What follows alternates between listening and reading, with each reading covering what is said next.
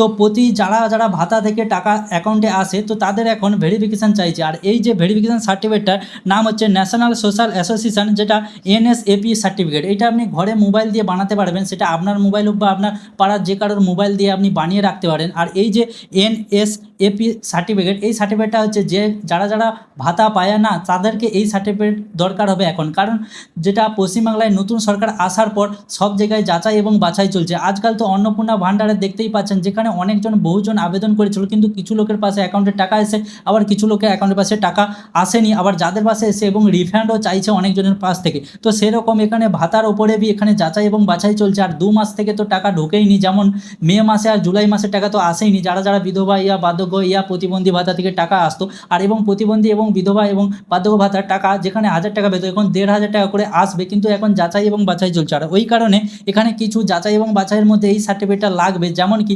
Certificate লাগবে এর আগের ভিডিওতে আমি বলেছি, আপনারা আমার প্রোফাইলে গিয়ে আপনি দেখতে পারেন। কিন্তু আজকের ভিডিওতে হচ্ছে এই যে এনএসএপি যে সার্টিফিকেট, যেটা হচ্ছে ন্যাশনাল সোশ্যাল অ্যাসোসিয়েশন প্রোগ্রামের যে সার্টিফিকেট আছে, এই সার্টিফিকেটটা এই ভাতাতে কেন লাগে? এই সার্টিফিকেটটার মূল কারণ হচ্ছে যে ব্যক্তির অ্যাকাউন্টে টাকা ঢুকে বা যে তথ্য জমা দিয়েছে সেই ব্যক্তি এখনও জীবিত আছে না মৃত সেইটা দেখা। কারণ এখানে ফেস ভেরিফিকেশান লাগে, তার জন্য এই সার্টিফিকেটটা দরকার হয়। কারণ আজকাল যে কেউ ভুল তথ্য দিয়ে, ভুল অ্যাকাউন্ট দিয়ে, ভুলভাবে বুঝিয়ে এখানে তথ্য জমা দিয়ে অ্যাকাউন্টে টাকা নিচ্ছে এবং ভাতা পাচ্ছে। তো এই জন্য সরকার মনে করছে সবাইকে এখানে যাচাই এবং বাছাই দরকার। তো এই জন্য এই সার্টিফিকেটটা চাইয়ে। আর এই সার্টিফিকেটটা হচ্ছে কেওয়াইসি যতক্ষণ না হয় এই সার্টিফিকেটে, ততক্ষণ আপনি আপনার ভাতা থেকে টাকা পাবেন না এবং আপনার অ্যাকাউন্টে আসবে না। তো এই সার্টিফিকেটটা বানানোর জন্য দুটো অ্যাপস লাগবে, যে কারোর মোবাইলে ইনস্টল করতে হবে। একটা অ্যাপস লাগবে বেনিফিশিয়ারি সত্যম অ্যাপস, আর একটা অ্যাপস লাগবে আধার ফেস আরডি। এই অ্যাপসটি আপনাকে ইনস্টল করতে হবে। প্রথমে ইনস্টল করে ওপেন করতে হবে বেনিফিশিয়ারি সত্যম অ্যাপ। এটা ইনস্টল করে আপনাকে ইংলিশ সিলেক্ট করে নিতে হবে, বা যে কারোর ইংলিশ যে ল্যাঙ্গুয়েজ চাই।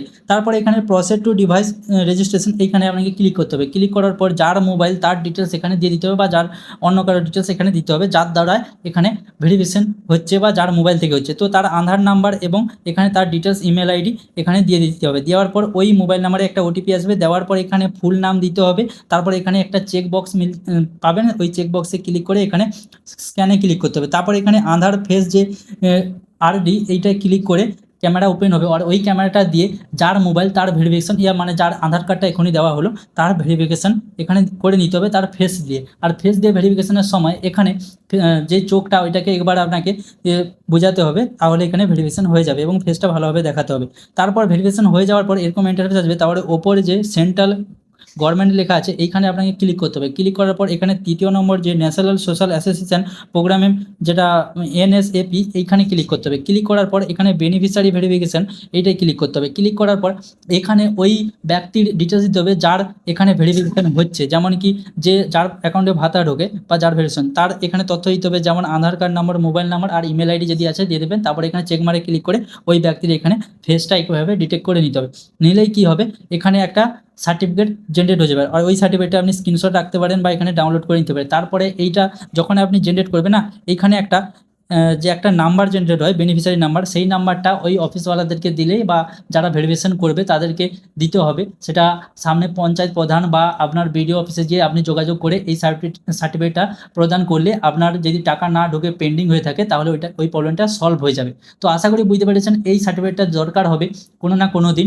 তো এরকম ভিডিও দেখার জন্য চ্যানেলটিকে সাবস্ক্রাইব করে রাখুন। আর ডিটেলের সঙ্গে বিধবা ভাতা বা বার্ধক্য ভাতা বা যারা প্রতিবন্ধী ভাতার উপরে যে আপডেটটা এসে এর আগের ভিডিওটা আপনি দেখতে পারেন এই চ্যানেলে গিয়ে। তো দেখা হচ্ছে পরের ভিডিওতে, ততক্ষণ বাই।